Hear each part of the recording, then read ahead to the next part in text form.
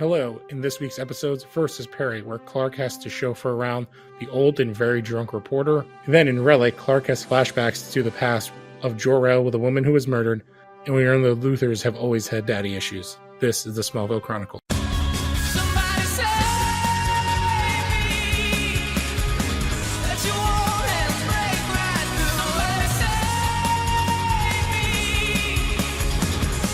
don't care how you. Hello again, I am Lou Gonzalez, joined as always by my cohort in crime, Alan Muir. God, these are two good episodes. Or not good. Great episodes. Yes, definitely. I think the first one to me is much better than the second one, but the second one I actually like the second one more because of like the lore build up. It built up. Yeah. The second one does like it's entirely like a lore building episode, but it also does that like TV trope of characters playing like people Their from descendants. their past. Yeah, or their ancestors. Or ancestors. They actually make this mistake in the show in the next season, what you just said, and it annoyed me so much that they like left it in because the character's like, oh, we are like somebody. It has to do with that what we were talking about, that Lana Witch thing, and like somebody says, Jason's mom is like, oh, like we were blah blah blah, and we were that person's ancestors. I'm like, no, you're not. Like you're the descendants. They're like from. I mean, how does that get past everyone? Like, are we getting into the Traveler cult? I'm sorry, what? No, okay, then we're not. The members of the Traveler cult. Oh yeah. No, and I was Veritas journals. No, I haven't gotten. I'm just saying like that exact thing that you were saying, like you mixing up ancestor and descendant, like made it through in an episode of this show, and that always just bugs me. It's like a pet peeve, not a pet peeve kind of thing. It's just like when something like that, it's obviously like goes through like all the writers. They probably did multiple takes, and like no one picked up that she says the wrong word, and then it makes it to the show. But our first episode, obviously by the name Perry, he's our introduction into the Smallville universe of probably like, I would say like top 10 characters in like Superman mythos. Would you put Perry White in there? Yeah, he's crucial to the Superman mythos, as is Jimmy Olsen. Yeah, he's like who will kind appear of a few seasons down the line. Yeah, because like besides his parents, it's like the humans that are big in like Clark's life are his parents, Lana, Lois, Jimmy, and Perry. And then actually Pete is like way down on the list because like sometimes they don't even mention that there is a Pete. Well, in the American Alien miniseries that Max Landis wrote, Pete was sort of similar to his Man of Steel counterpart. Yeah, where he's like a bully kind of character. Yeah, and they end up becoming friends. Yeah, well, it makes like the character makes sense and like how they did it in the show. The show makes sense. I just want to say that in the issue where there's sort of like a reunion, or it's one of the later issue, like late issues of the miniseries. It's after Batman attacks or tries to attack Superman. This is like before they ever officially met. He took Batman's. He took the cowl. And P was doing basically just the Christian Bale Batman with the cowl on. That's funny. It's a great book. Yeah, it's one of the few things from Max Landis that's worth while. But yeah, this episode is like there's kind of like a quick kind of like intro part where basically Clark, I think he's watching something on TV about there's like a meteor or a comet hits the sun. No, the episode opens with the meteor hitting the sun, Okay. and then we transition to Clark watching Like newsfeed about it. Yeah. Yeah. So that comet strike is causing massive solar flares. So as Pete is on his way, as Clark is on his way to meet Pete, he runs out of super speed in the middle of the road, and Yeah, like, every single time that happens, I just lost it. Mm-hmm. So then we cut to a car driven by Perry White. He's on the phone. He's drunk, and he sees Clark. He like looks up and sees Clark just in the middle of the road, and swerves and hits a pole. Yeah, luckily he was doing the TV crazy driving. Yeah, At like shaking the wheel. He had the map open while he had another thing open. Yeah, he had a map, a cell phone, and he was drinking. Yeah. God, Yeah. things were crazy back in the early 2000s. But so Clark saves him, but Perry notices that he just walks through the power cables, and he rips off the door and chucks it, and then pulls Perry to safety. Which I do like this episode, but it's like the guy's like, you just like threw that, like it's like, yeah, Clark doesn't need to actually. There's never any reason where Clark needs to rip the door off of a car. Like he could just open the door. Yeah. But like I guess it's just to show how strong he is, but it's like it still is dumb. Like It's just a dumb thing for to plot. It's to get Perry to say, okay, then I won't sue you, but if your son is my pack Brahmin, I won't press charges. Yeah, because he's like, oh, he's just saying. And then he also says when he shows up to the farm that like Clark is putting in the fence post, and then he puts one like way too far into the ground, which I was like, oh, that's cool. Yeah, he ends up creating the foundation or something instead of an actual post. Yeah, and then Perry's like, don't you need tools for this? And he's like, oh. Yeah, they kind of just Yeah, and then basically Perry is there because he's investigating for some like X-Styles. Yeah, and it's basically like I'm trying to think. There's not really a show like this anymore, but it's kind of like Ripley's Believe It or Not. Yeah, that's a perfect example. But like none of those, I don't even think like maybe like a History Channel does something like this now, like Ancient Aliens. Yeah, like kind of like an Ancient Aliens. So he's there to research the meteor showers, but it's kind of like a what was that old magazine? The old like garbage newspaper that has like Bat Boy and stuff. Like he basically works for a television version of that, like an In Search Of, but worse. Well, In Search Of is back, so yes, but I mean, like he's it's like that, but it's like a worse version of that. Like it's a cheap version. So basically, Clark, and something I wanted to mention. Do you know why they chose the X-Styles? No, what was that? Oh, because of X-Files? Yeah, he was actually on X-Files. Oh yeah, that's right. That's actually funny. I didn't even think about that. Yeah. They do their homework sometimes. Yeah. So Clark takes Perry to the Talon, who basically pulls out the picture and is like, hey, can I talk to you about like the meteor shower to Lana? And Lana's like, what in the shit is this? And basically like, Clark, why are you with this guy? And doesn't even give him a chance to respond and just is like, get the hell out of my shop. Yeah. Which I thought was like really interesting. Like she doesn't even give Clark a chance. And then I believe from here is when Clark brings him to the school and he sees Chloe's wall of weird. And then she's the one that's like, oh, like that's Perry. You're Perry White. Yeah. And he's like, oh, I'm out of here. Yeah, it's like, oh, they know who I am. I got to get out of here.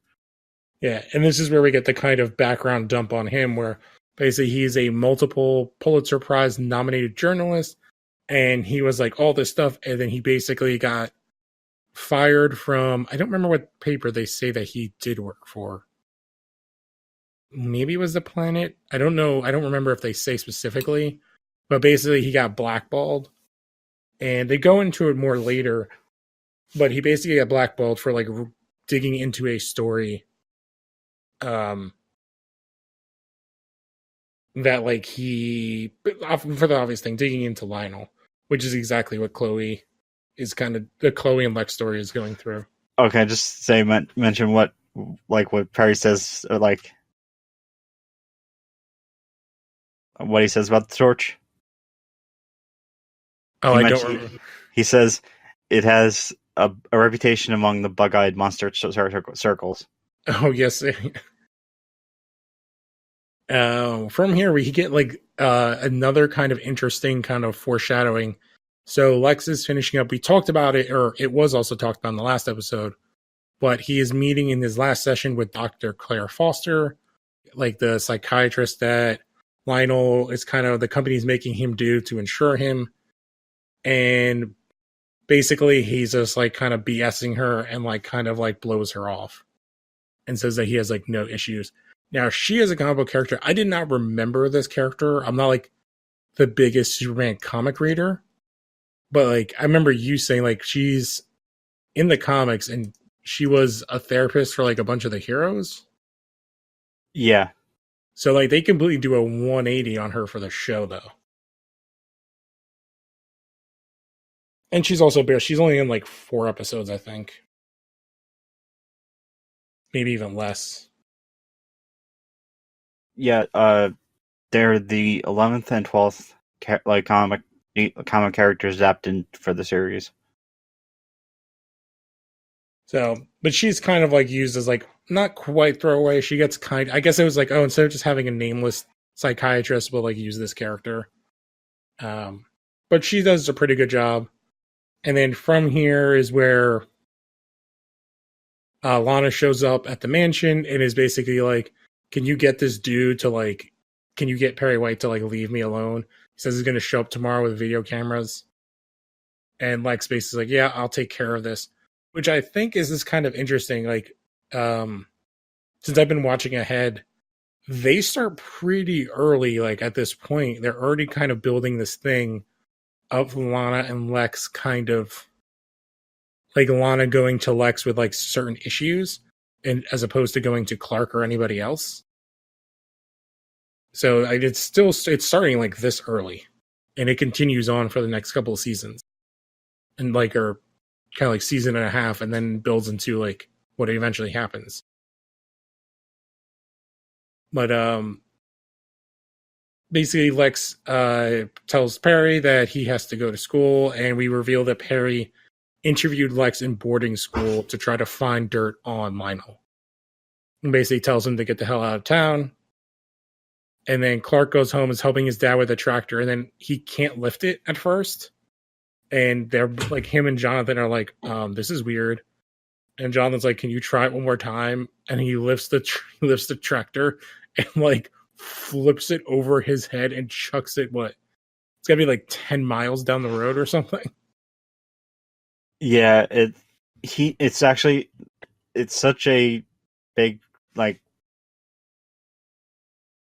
big moment or sort of unique moment in the series that it makes it into the intro for for like the next 2 seasons at least. Yeah. But it's just like a funny thing because it has such hang time. I'm like, well, Clark, you could kind of run and catch it because of how long it's in the air. Like they literally just stare at it in the sky for like seconds. They're like, oh, that happened. Like Clark could, like the amount of time it's in the air, Clark could like run and catch it or like run, jump, and like gently bring it down. But he just doesn't. Okay, I'm reading. It says it lands several miles away. Yeah. Well, because it lands.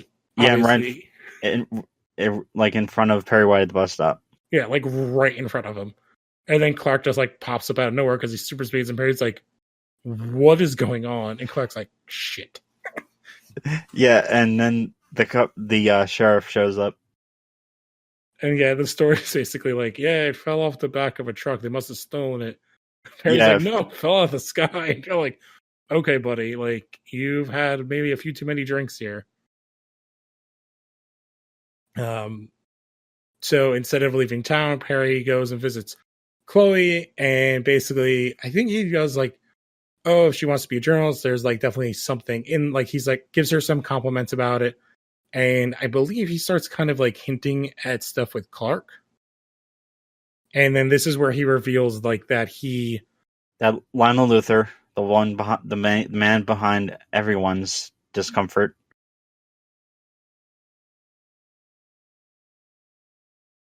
is the man responsible for him, like being blackballed kind of in the yeah. industry. And he also says like sometimes it's about like not the stories you write, but the stories you don't. So basically, he like kind of admits that he was like afraid to publish that story. So this is the point in which I believe Clark, Jonathan, and Pete, kind of like the three of them together, are like, oh, all these like power glitches have been kind of like happening since the solar flares. So they're going to try to not use, like Clark's going to try to not use his powers until it wears off the next day. And this is when Chloe shows up to say that like, yeah, Perry's coming to investigate and seems like really interested in Clark. And then Perry's in the barn and basically is like, yeah, you seem to be at every single crime. And then Clark hears his mom calling and he goes to like walk away. And then just And like, he super speeds the fuck out of there. Perry's like, okay.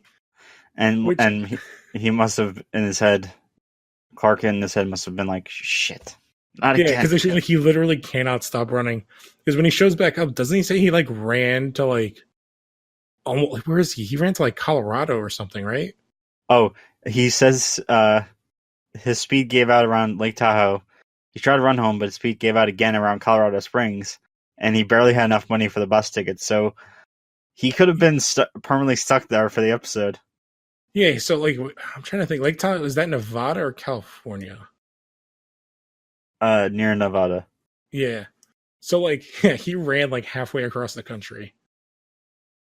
So the next thing we see is Lex finding out that Dr. Foster did not sign out and says that he needs more sessions. She maintains that he hasn't dealt with the trauma. Lex kind of sees that she's right, but he's still upset. He throws her out. Perry goes to Lex and says, I have information about Lionel, which he would trade if Lex gives him everything he knows about Clark. And then Perry's like, the only reason you made friends with Clark is because of the mystery around him. And then this is when Lex reacts like crazy, threatening Perry to go away. And then he's kind of freaked out by his own like kind of reaction. And as the scene kind of ends, his hands are visibly shaking. And then he calls Dr. Foster, I believe, and is going to do more sessions. So it is an interesting scene because this is kind of the it's the foundation. Yeah. The foundation for the next like half a season, like almost the entire season. Yeah. And because there's a moment in episode 19 where that involves Summerholt. Yes. Like it goes all the way like through all of season 3, and I think they still kind of call back to it, and they basically call back to all of this like continuously throughout the series. Yeah. And it opens up the doors to like a ton of stuff in Lex's past too, because it's like not just what we'll end up seeing, but like he's had issues throughout his life. So the next thing we see is that Clark shows up at home. He got all the way like Taco, Colorado Springs, like you said. And then they see a flare, and they see that Perry and the camera crew is outside, and Clark accidentally heat visions the curtains, and then he's like, yeah, like I can't stay here. And then they do what they usually do with Pete, but this time with Jonathan, and then Pete sneaks Clark off, where they do like a switcheroo. And then this basically ends where Clark and Pete are going to go camping, And Perry apologizes to Lana and just asks her if he can get a ride. And she's like, why don't you take a cab? And he's like, well, there's kind of not answering my calls because I haven't really been paying them.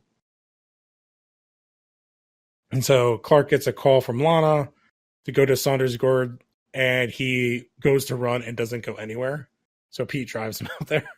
Yeah, I do like the scenes when he like goes to run and like nothing happens, and Pete's reaction like, all right, let's go. Like, I'll give you a ride. Which we have to cherish Pete because he will be gone fairly soon. I'm so sad about it. you actually are sad. There are some times where I really like Pete's character, but towards the end, they basically do everything they can to make you be like, can you get him out of here? Like, Yeah, especially when the car race stuff. I'm just like, once that happened, I was like, oh, they were like totally making you not like this character. Yeah, and ironically, the ending to the episode, they use music from like them, like Smallville and the OC used the exact same song around the same time. Oh yeah, well, it's like that whole like early 2000s, like I don't even know what you call it, like terrible rock stuff. Like there are some terrible songs in this one too. Still be Keith. Yep. So basically they get to the gorge and Perry's like about like he's on the ledge and he's like, the only way you're gonna do this is if you save me. And then Clark's like, no, blah blah blah, like I can't save him. And then he jumps and then Clark goes and like grabs him and they fall over the top.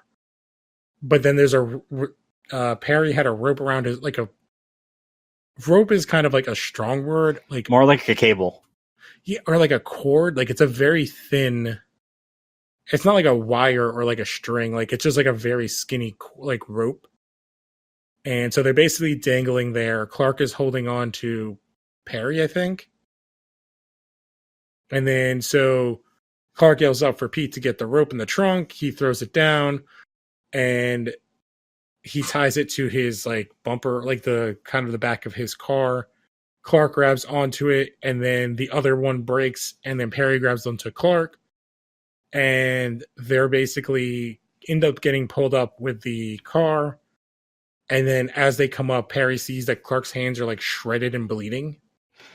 Yeah, And proving sort of proving the point that, or what Clark is trying to make him believe that, no, I'm not. I don't have powers or anything. You're just drunk. Yeah, which he did reveal before all this happened. I skipped over was that like he's like, no, I haven't actually been drinking. This is like iced tea.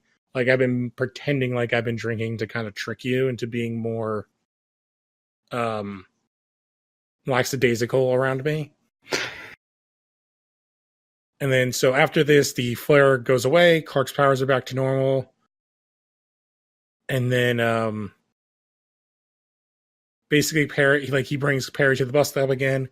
And Perry's like, yeah, I'm sorry. I still apparently have friends at the Daily Planet. So if you ever get into Metropolis, give me a ring. I owe you one. And then basically says, like, I read some of your dumb articles and there's a little bit of like skill in there. So, you know, Yeah, keep and up.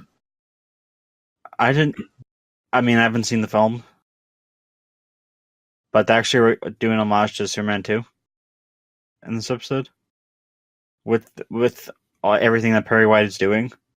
Wait, you haven't seen Superman 2? No, I'm a Richard Donner loyalist. Oh, well, there's like a Superman 2 Donner I know cut. the Donner cut. It's still a good film. It definitely has its issues, but Superman 2 is still like good, especially compared to 3 and 4. Like 3 and 4 are garbage. So that ends this episode. So there's like a bunch of like little trivia in here. So Michael McKean, who's playing Perry White, famous for being part of like I can't remember if I don't think they have a name, but kind of the Spinal Tap group that does all of the films and such, that it's all like ad-libbed. It's like Spinal Tap, Best in Show. He's also been the Christopher Guest movies. Christopher Guest movies, yes. He's part of that group. I think I think it's actually him that says that like, but these go to 11 in Spinal Tap. It's Michael McKean. But basically it's like him, Christopher Guest, and I can't remember the other guys. There's like 3 of them. But they're like, that's why they're always in movies together. He's also in this because he is actually married in real life to Annette O'Toole, Martha Kent. So I did think that was fun. So apparently this is the first episode where we see the red jacket and blue shirt combo for Clark. Oh yeah, I didn't notice that. I was like, this seems a little too early. Oh no, this is the first time this season that he's wearing it, but he's worn it 10 times in the show already. And then, so awesomely, Perry White does return to the show, but not for a really long time. He doesn't come back till season 9. I'm just glad it didn't come back in season 8 because that is. But I do like the other editor, like, because I've gotten to it in my watching, the editor before him. I don't know if you remember who it is. No. It is Princess Leia. Oh yeah, I remember. Oh, I can't believe I forgot. Yeah, because like that episode came up, I was like, wait, what? Because like you hear the voice first, I was like, I know that voice. And I was like, oh, this is when she was like going through like one of those not so good stages because she was like really big and like not looking great. To Obviously, me, rest in peace. she is royalty. So I was trying to just do Max von Sydow and voice Yes. impression from Force Awakens. So I think this is a good spot to go through. So like, is there any other things you want to talk about in this? I don't know if I want to do like an MVP, LVP, because there's like not really a whole lot going on in this episode. I do really enjoy this version of Perry White. You said you had some almost casts. Yeah, in Superman Returns, Frank Langella plays Perry White.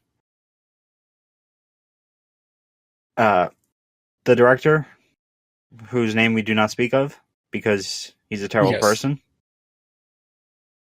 was originally the original person cast in that role was Hugh Laurie. Oh. That would have been And- interesting.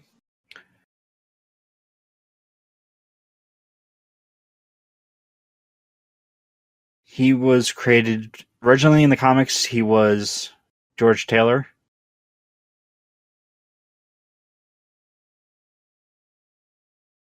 And the Superman radio show. Yes, and this was back before it was the Daily Planet. And I believe It was Daily Star. Yes. And they did some interesting retconning. That's when they like kind of when they divided the multiverse. So that in the Earth 2, it was still George Taylor, and the Earth 1, it was Perry. Perry White.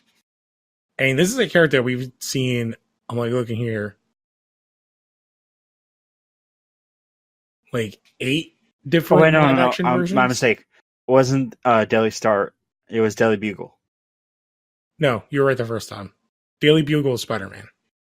No, there was also another. There was also a Daily Bugle. Oh, yeah, when I'm looking on here, it says Daily Star. But yeah, we've seen like as many Supermen as we've seen Perry White. Basically, because like I said, we've seen 1, 2, 3, 4, 6, 7, so 8 different live action Perry Whites, not to mention the like 50,000 different animated versions. So the one I most remember is probably the animated one. But when I think of the live action one, I actually think of the Lois and Clark one for some reason. Like that's the one I remember. Like I don't really remember this character in the Superman movies, the old ones.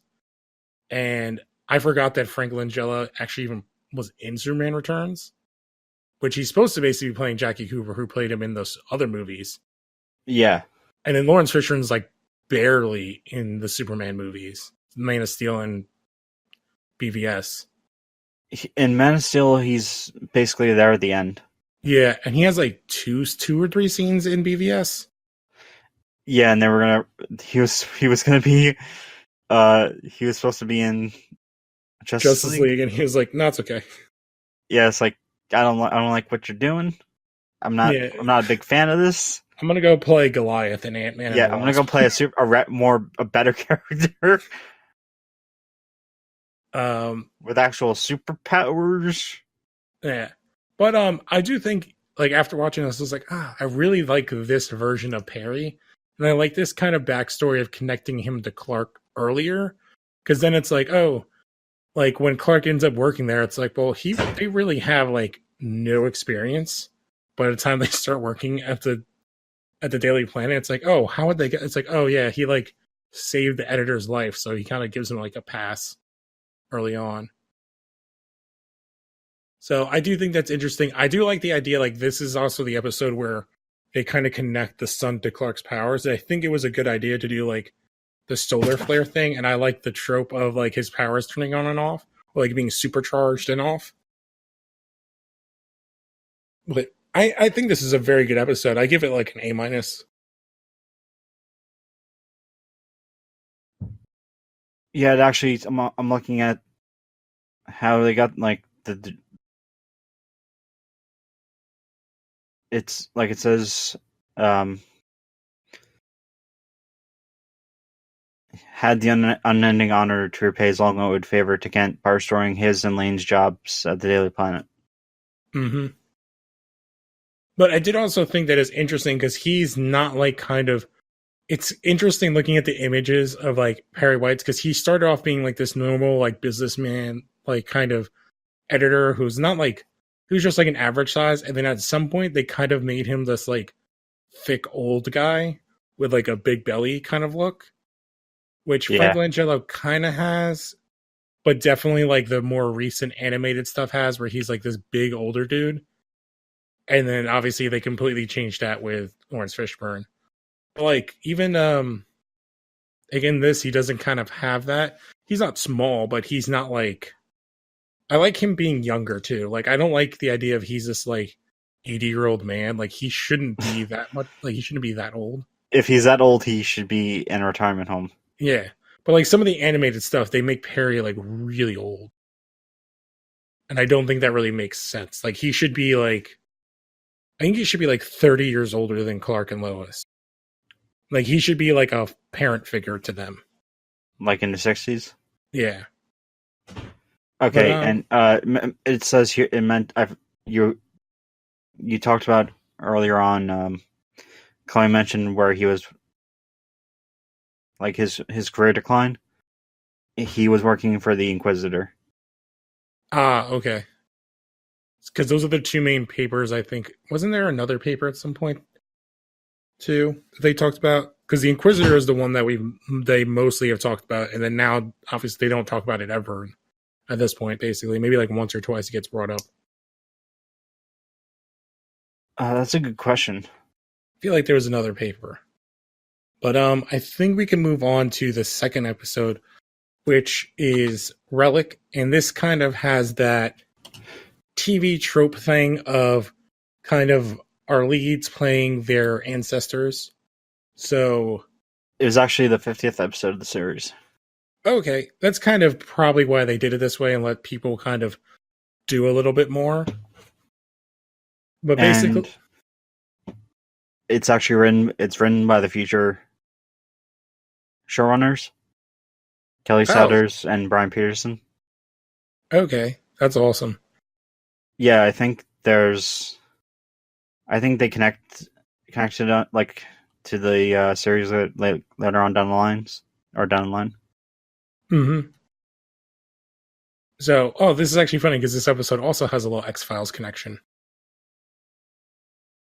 But we'll get to that when we do. But so this episode basically starts off where Lana gets I think she gets like a call or a letter from her great uncle. Yes. Who's been in prison for 40 years, Dex McCallum. Dex McCallum. And that he's been in prison for 40 years for killing Lana's great aunt Louise. And then he wants to like have known somebody and to basically tell them that he didn't do it. And that he says that he heard shots from the barn, rushed out to investigate, and saw a man run. And that he believed that it was a drifter. When he went into the barn, he found a gun. We see all this in flashback. he picked it up and saw Louise dead. And that is when Sheriff Tate showed up. And that he also notes that Lana looks a lot like her aunt. And Dex figured that, basically he's dying anyway, so maybe she could find something. And they basically pull out a paper from that point, and the drawing of the Drifter looks... They say it looks exactly like Clark. It kind of looks like him. Yeah. I feel like they could have had a better job at that picture. But, so I can't remember. Oh, so they see the paper, and then basically Clark is looking at the photo and recognizes the symbol on the pendant of the Drifter as the Kryptonian symbol in the cave. Obviously, like the kind of, it's like the 8. Like, I don't know how else to describe it. It's the Superman symbol, but it connects on the two S's, like the ends of the S's. Yeah. Which we will see a lot of in this season and next. So he thinks it might be Jor-El. Clark and Jonathan goes to the cave. They have argument about Jor-El, which will continue for forever. And they're like, it doesn't seem like it's a stretch that Jor-El killed somebody, because they don't really know that much about him. They see the painting on the wall, and when Clark touches it, it opens, which I guess becomes like a theme in this, that kind of a theme where like certain parts of the cave are like, the paintings aren't just paintings, they're actual like things. Because there was like the painting of like the worm, and then behind that was like the worms. So now don't remind me. Yeah, and now behind the painting of this, it like opens up like a kind of like future door, and Clark puts his hand in, and out comes like a little Memory pendant. Kind of like the disc, like the key that they have, the octagonal thing, but it's like a diamond shape with the symbol. And after that, basically we go into flashback story, kind of like back and forth through this episode.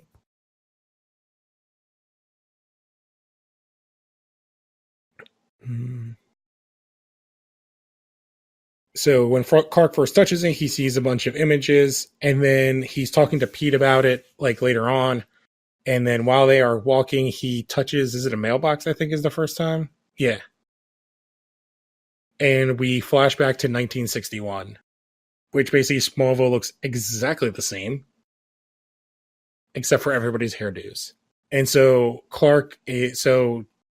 Tom Welling is playing Jor-El, and he's kind of walking down the street with his hair kind of like all... They say 61, but this is like very much more like 50s, except for kind of the way Lois is dressed. Yeah. Because everything is kind of like Streetcar Named Desire type thing. Like, it's very like, what's the other movie I'm thinking of? Because it's kind of pulling a lot from this. Rebel Without a Cause? That was exactly what I was thinking of. It's very Rebel Without a Cause. And basically, Jor-El's walking down the street doing his like kind of best Saturday Night Fever. And then he sees somebody rob a woman. He goes and helps her. He super speeds. He super speeds over there, and he's like confused about it too, which is interesting. And yeah, he like takes the guy out and then rescues the woman. And so the woman is Louise. I'm terrible at this name. What is it? McCallum? Yeah. Yeah. And the guy is Lachlan Luthor, who has a thick Scottish accent. And Louise is played by... Oh my god, I'm blanking on her name right now. Kristen Kirk. I think it would have been funnier if they had Rosenbaum played Lachlan Luthor. Like, if they would have just thrown him in a wig, that would have been hilarious. But I guess they didn't want to do that because they just have somebody else play the character. But so basically, the Sheriff Tate shows up and arrests him, and like thanks Jor-El, and then kind of notices that the two of them are making eyes, and then Louise's husband Dex shows up, and kind of Sheriff Tate was like, "Why don't you go home? I'll come by later, get your statement." And then Clark pops back into reality. And then he's just like, "Oh man, I saw this weird stuff." And then Chloe, then they go to we go to the high school, and I think we're in the Torch.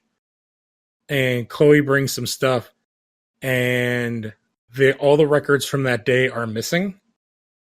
And then Clark brings up, is like, oh, what about a robbery like earlier that day? You're forgetting the part of how she actually got, like, they're questioning of how she got the records. Oh no, I don't remember this.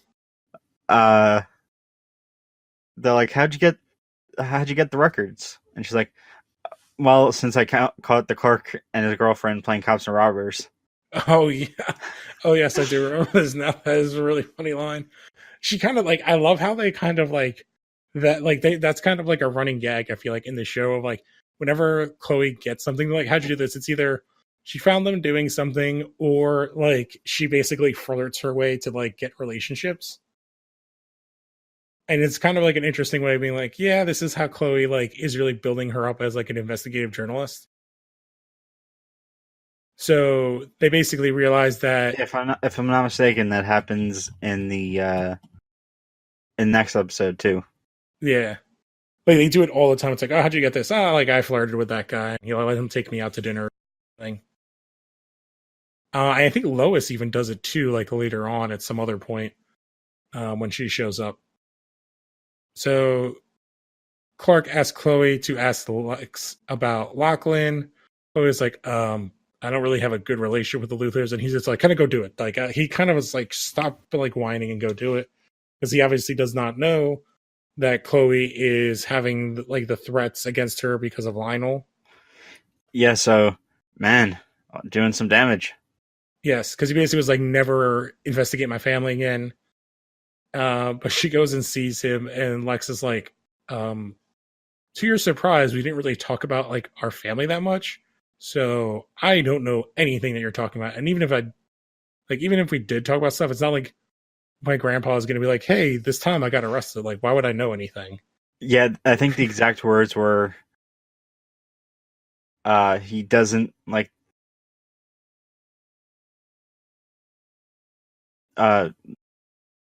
this, okay, if I'm not mistaken, this episode was there. Yeah, he makes the Thanksgiving reference. No, he's like, yeah, we didn't really talk about like our Past felonies. Past felonies at the Thanksgiving table. Yeah. Yeah, so that's a good scene, but basically this will end up leading to something else kind of down the line. And actually kind of ties into, again, the overarching plot for the rest of the season. Yeah.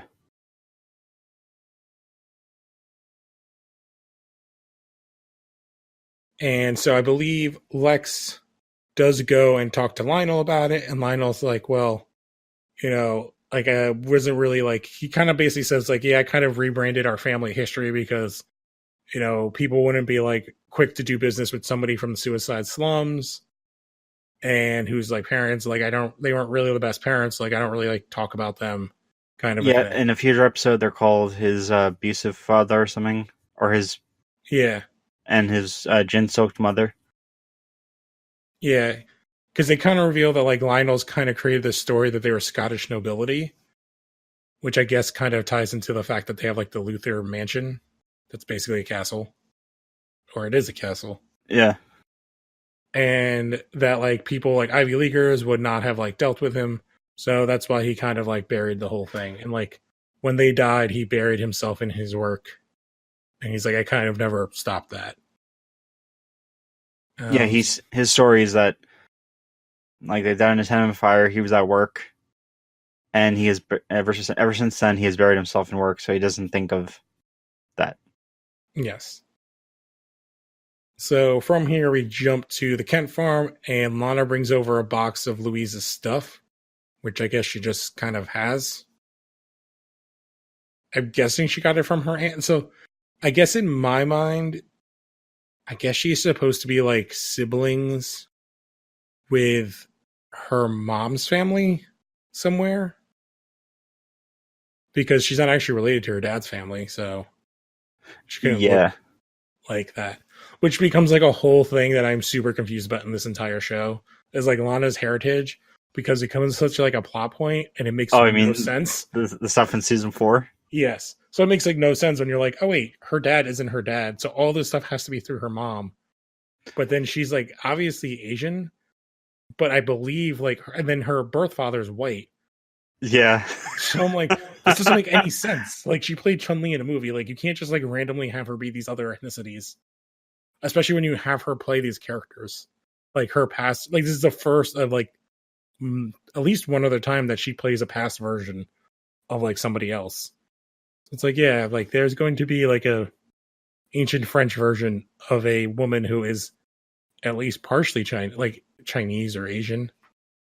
So it's, I don't know, it becomes a thing. Well, I guess once we get there, we'll talk about it. But I was like, yeah, this kind of makes no sense. But I guess they weren't thinking that well.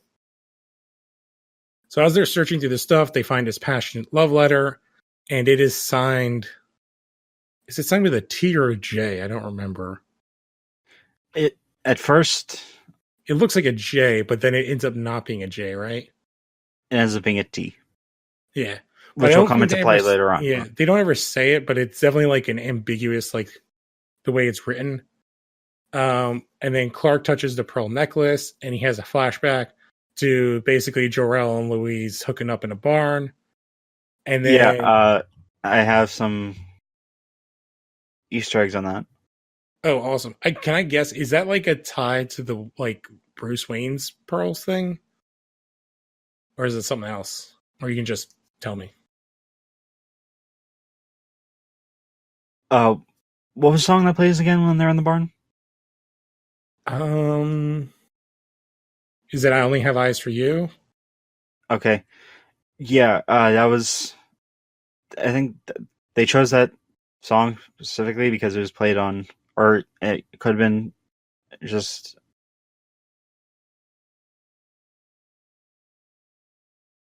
something like its own thing, but it was played on an episode of Lois and Clark, Oh,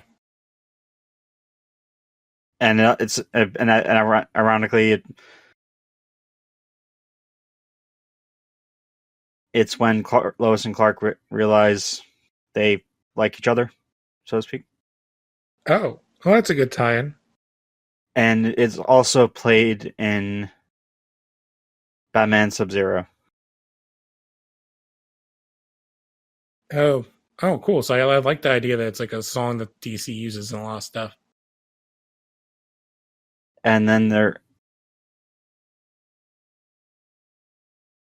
when we get when Jor-El and Louise are in a barn or in the barn, there's a callback to Superman 3. Oh, I'm trying to remember what it would have been. I Earth guess it Angel.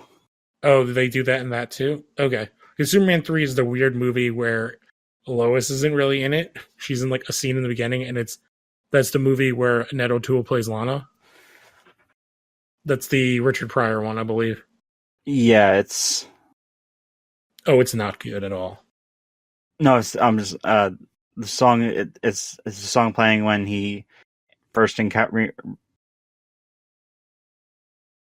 re-encounters Lana. Oh, okay. That's kind of a cool tie-in. To jump back into the show though, this is so Clark and Lana go to the barn that you were just talking about, and basically Clark is like touching everything, and Lana's like, okay. And he's like, what are you hoping to find? Something like it's been like decades, and then there's like a car in there, and he pulls off the tarp and touches it, and we flash back, and Jor-El and Louise are hooking up in a car. She's like, take me with you. And he's like, I can't. They wouldn't accept us. And she's like, oh, like, I don't care, blah, blah, blah. And I have to go home and accept my my destiny. He can't change it. And that he has to do all this stuff with my father. And then we see Lachlan Luthor come in and shoots Jor-El. The bullets bounce off him. They hit Louise, and then she dies in Jor-El's arm. Jor-El cries and then leaves. And Clark basically pops out and is like, I know who killed Louise. And so from here, They go to Clark Smallville tells- High. Yeah. And they're Clark's like, how are you so on point with these? and he's basically like, well, this is Smallville, and basically, uh, ever since I read the newspaper article, I'm kind of getting visions of the past because I think this guy might be my dad. And they're And like, okay, I had all no. right. Can I just say I had no idea Deputy Tate was Mayor No, Tate I had no idea either. I because was I don't like, think I just didn't connect it. I don't think they named him the first time we saw him. No, they did because remember a vote for Mayor Tate, or Oh yeah, you're right. they specifically say his name in the video when in Ryan. Okay, yeah, you're right. So yeah, I just never connected it. So like when it happened, I was like, oh, this is a cool tieback. Like or like a what do you call it? Callback to like older episode. So basically Chloe learns that Deputy Tate released Lionel or Lachlan Luthor from jail the day Louise was killed. And they're like, oh crap. And then so they go and visit the mayor. The mayor's like, oh, you loved it if Dex was he was my best friend. Like I cared about them a lot. But like I don't remember like arresting Lionel Luthor. And I don't even like I Lachlan don't Luthor. Lachlan Luthor, and I don't even remember there being a drifter. And then like and then he remarks about Lana looking like Louise. And then Clark sees Mayor Tate's certificates and sees that his signature matches the love letter. Yep. And then when Mayor Tate touches Clark's shoulder, he has another flashback. Oh yes, and this is Which is exactly it's sort of each time Clark is touching something, it has something to do. It's sort of like it's exactly what like he a needs. photo where it's like the point of reference. Like Mayor Tate touches Clark's shoulder, then Deputy Tate touches Jor-El's shoulder. Oh yeah, and he's basically like, "You need to get out of here," kind of a thing. And then this is where we learn like all of Louise, like kind of their backstories. Because Louise is like, "Oh, I wanted to go to Hollywood, but like I couldn't." And then basically my dad was like, "You need to do stuff." And then I came home and she like, You can't do that. You're a woman. You have to marry Dex. And she's like, "So I did, and I don't really love him. I've never loved like anybody until I met you." And Joel's like, "Yeah, basically my father sent me here as like a lesson, and I don't really get it. He's kind of a dick." And then she's like, "Well, why don't you take me from?" And then like they do the scene from like I feel like they did this in the first or second Superman movie, and then they definitely did this in Superman Returns, where they're like kind of kissing, and then like they kind of pull out, and this case Louise like looks, and they're like flying in the air, and then we cut back to current timeline, and Clark and Lana are like trying to convince the sheriff like, oh, they made the steal, and they're like, well, do you have any evidence? And they're like, no. It's like, why do I care about this crime that was committed like 100 years ago? Get out of my face. Her exact words are, she heads off and she says, or she thinks they're crazy and heads off crimes committed in this century. Yeah. I actually really like the sheriff. She's a good character. And I love when later on when she's like tells Clark like, we could really use like people like you on the force. Yeah. But Clark goes and talks to his parents, and they're like discussing how much it bothers them that Clark's interested in his birth parents. And Clark's like, I lied about like not having visions. I've continued to have them. And then, like I've been touching stuff, and then I think like Jonathan like randomly is like, oh, Grandpa was like around then. Do you want to grab his gun? Like I don't remember the impetus for like the shotgun or the rifle that like for Clark to touch it. Do you? He sees. He saw Hiram's gun in his vision, like back at Oh the cave. yes, in the first vision, right? Yeah, the one where Yeah. he's bombarded with everything, Yeah. So Clark touches the gun, and then it cuts, and it triggers another flashback. and it's Hiram basically hitting Jor-El in the face with the rifle, Yeah. like butting him in the face. And Jor-El's like, "Hey," and takes it away, and then is like, "I would never have hurt her. Like I loved her." And Hiram's like, "Okay, I can tell that you're definitely not a killer. So why don't you come to my house?" And then he's like, "Hey, look, here's my pregnant wife," and you know, It says, "Bye, Gene." yeah.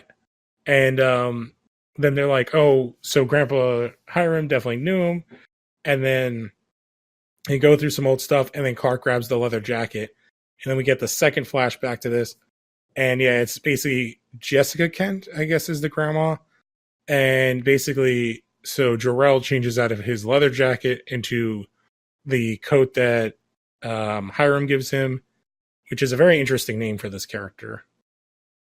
And then they kind of talk about, is this, I can't remember, I think it's here where they talk about, like, to prove that it's real, when it's either this scene or the scene before, when he's like, oh, they wanted to name your, like, they wanted to name you Gene, or you're like After Hiram Gene won. Autry.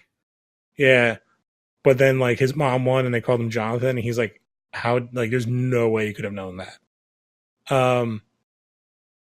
And basically they're like, oh, like Martha's like, your father was always like a good judge of character. And then this is when they have this ridiculously hatched plan where basically Clark's going to wear the leather jacket and the pendant and basically use his powers to make the mayor think that he was being haunted. And I think they kind of like throw this theory together from based off of all the visions that, so basically that Mayor Tate was in love with Louise, and he hired Lachlan to kill the Drifter and pin it on Dex, and then Dex would go to jail, leaving Louise all to himself. And they basically have like, he shows up at the office and is like, he lights the fire with his eye beams, and he like popping around. The mayor hits a silent alarm, and Clark is basically like, I will haunt you for the rest of your days if you don't like confess to the murder, like confess to everything. Which when the sheriff comes in, he confesses to everything. Dex gets released from prison, and he basically reveals to Lana's like, I knew that she didn't love me and I should have let her go. I would have just done that. She wouldn't have died. And sometimes, like, you know, when you have a feeling like that, you just have to chase it.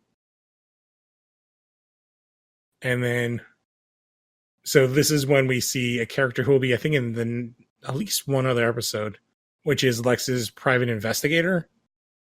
Yeah, he's in the, I think, I want to say the next episode. Yeah, he's at least in one more, if not two more. And basically, it's the next episode. Okay. He meets his end in that episode. Yeah, so he's talking about his grandparents' death. And then, because he's the man that originally investigated it, and they didn't really ask questions back then if they were told not to. And Lex is like, so they did die in the fire. He's like, well, if you call like a building being exploded a fire. And Lex is like, wait, what? And then he basically is like, oh, this is like really weird. And Lex confronts Lionel and is like, well, it's weird that you like didn't take revenge. Like, that's kind of who you are. And he's like, well, like, I wanted to put it behind me. And then, like, what was I going to do? And by the time, like, I had the power to kind of do anything, like, the people who did it, like, were kind of gone. So, obviously set up for the rest of the season. This kind of end here jumps around a lot, which is interesting. So, Clark and Jonathan go back to the cave, and Clark touches the symbol to kind of put it back, and then he gets this final vision, which is Jor-El and Hiram in the cave, and Jor-El wishing him luck with the new baby. They shake hands, and Hiram's like, oh, if you ever need anything else, you know where we are. And Jor-El says, like, I'll remember that, and then leaves and kind of goes away and says, like, this is my father's, and I'm supposed to give it back to him, but I'm not. And then basically Clark turns around and is like, I don't think I came here on accident. I think Jor-El sent me here to you guys on purpose. And Yeah, then, he's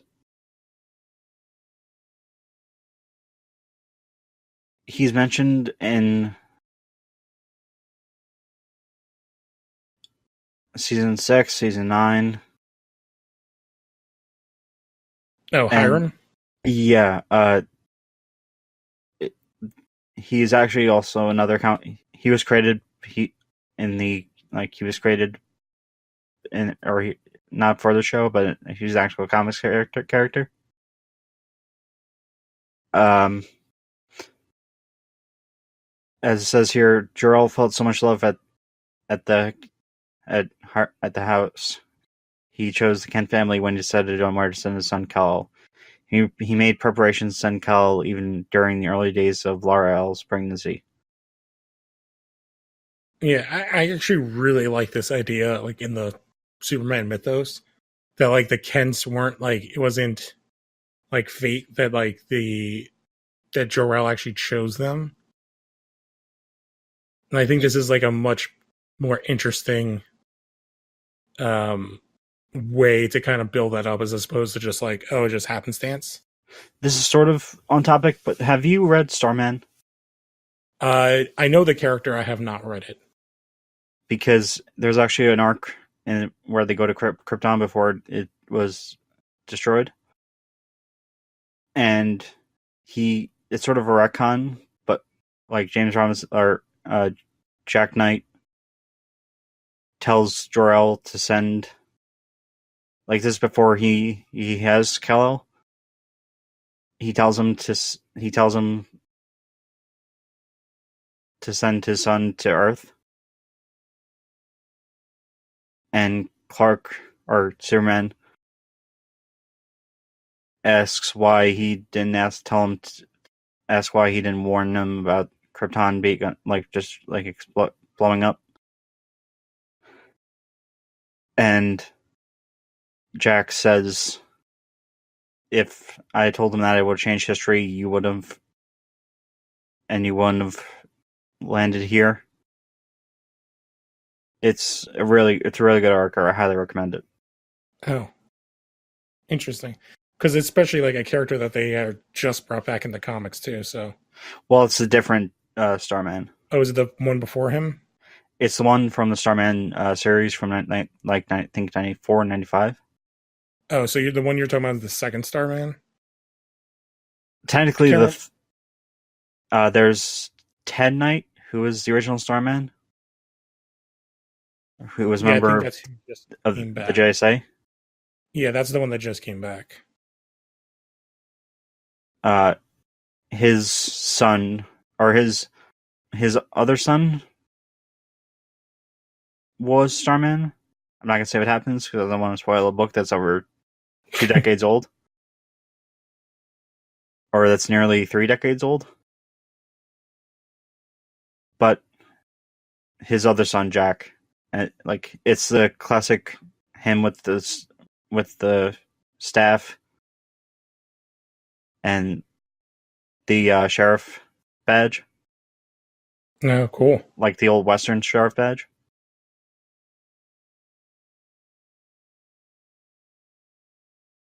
Oh, that's interesting. But I guess do you have any final thoughts on this episode? I think there's some things about this episode I really like. I'm not a super fan of this like kind of TV trope, but this entire episode is of like the actors playing older versions of themselves. Yeah, I think it would have been better if they would have done more than just the two. Like if they would have had like Jonathan play his father, or like switched up the roles, or maybe had Lionel play Hiram Kent. Like something would have been like fun, and had everybody play other characters. It would have been more fun. But overall, it's a pretty good episode. Way better music than most of the other episodes. Because it's classic music. Yeah, but it's also like not terrible. Like a lot of the other episodes are like terrible trash music. You mean like season 1? Yeah, it's all that like garbagey 2000s like pop rock. New Age. No, it's not necessarily new age. It's like very Current. I don't know. It's like that weird. It's almost like it's music. It's like that overproduced stuff that like doesn't exist anymore. But otherwise, I think it's a really good episode.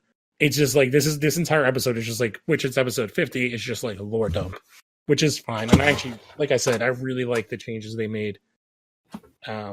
Kind of in the mythos with this. But yeah, like I don't really have like an MVP LVP for this one either. The X-Files connection. So the guy playing Mayor Tate was the cigarette smoking man from the X-Files, who was like a major character in that. Yeah. So, which I guess was still going on at this time, because X-Files went on for like 20 years. It's still happening. Oh God. I saw the last movie. It was fine, but I don't know. Like, I guess I would give this episode like a B. I don't know. What were your thoughts on this episode overall? I just really liked it. Like, I really liked it. All right. I guess we can do. So our next pair of episodes are Magnetic and Shattered. Shattered's awesome. It nearly made me cry. Yeah, Shattered. When I first saw it all those years ago. Shattered is really good.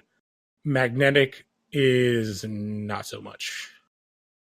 Because it's a Freak of the Week episode. Yeah, and like in all the ways that make Freak of the Weeks bad. It's just like, it's too much and too goofy. But Shattered is a great episode. It's a great, like, it was written and directed by the same guy.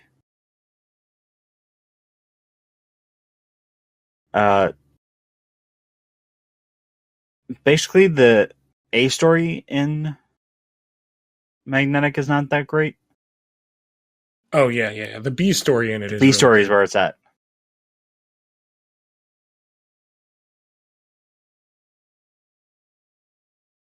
Yeah, because the B story is all about basically what is the kind of the ending Main stuff arc. that kind of includes partial, like the kind of is like the climactic part of it is in Shattered, is like the first climax of like the season, and that's why it's such an awesome episode. But otherwise, I think we are kind of finished up. These are pretty good episodes. But yeah. I guess you guys don't forget to check out the other podcasts me and Alan do. So if you're listening to this, you're already, listening to the Phantom Zone. Don't forget to listen to every Thursday. We have the comic show and now comics. If you go to losthorror.wordpress.com, you can check out the other show me and Alan do, which is Legion of Tunes, where we talk about cartoons and stuff. Lately, the latest one we did was Young Justice. And our next one coming out should be Prince of Egypt. I was trying to remember. I was like it's not Prince of Persia. That doesn't have to do with Moses. But Prince of Egypt, which is an awesome movie. With possibly the greatest animated cast ever. Yeah. I mean, you got Patrick Stewart, you got Helen Mirren. Jeff Goldblum. Oh man, it has an insane cast.